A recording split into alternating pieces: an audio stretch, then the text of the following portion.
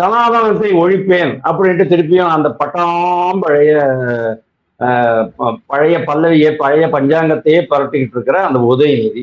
அதாவது உதயநிதி வந்து ஒரு இளைய தலைமுறையை சேர்ந்த ஒரு தலைவர் அப்படின்னா, இளைய தலைவர் அப்படின்னா அவருடைய திங்கிங் எப்படி சார் இருக்கணும்? செமிகண்டக்டர் பத்தி இருக்கணும், ஆர்டிபிஷியல் இன்டெலிஜென்ஸ் பத்தி இருக்கணும், தொழில் பெருக்கம் பத்தி இருக்கணும், ஸ்கில்லிங் ஆஃப் இந்தியன்ஸ் பத்தி இருக்கணும், அதாவது நாட்டு மக்களுக்கு திறன் மேம்படுத்துறது பத்தி இருக்கணும், இன்வெஸ்ட்மெண்ட் பத்தி இருக்கணும், மேனேஜ்மெண்ட் பத்தி இருக்கணும், நிர்வாகத்துல புதிய யுக்திகள் பத்தி இருக்கணும். அதை எல்லாத்தையும் விட்டுட்டு நான் திருமாவளவன் சொன்ன மாதிரி மனுஸ்மிருதியை எரிப்பேன். வாட் நான்சென்ஸ் யார் இதெல்லாம்? நீ எல்லாம் என்ன ஒரு புதிய தலைவர் அப்படின்னு எனக்கு தெரியல.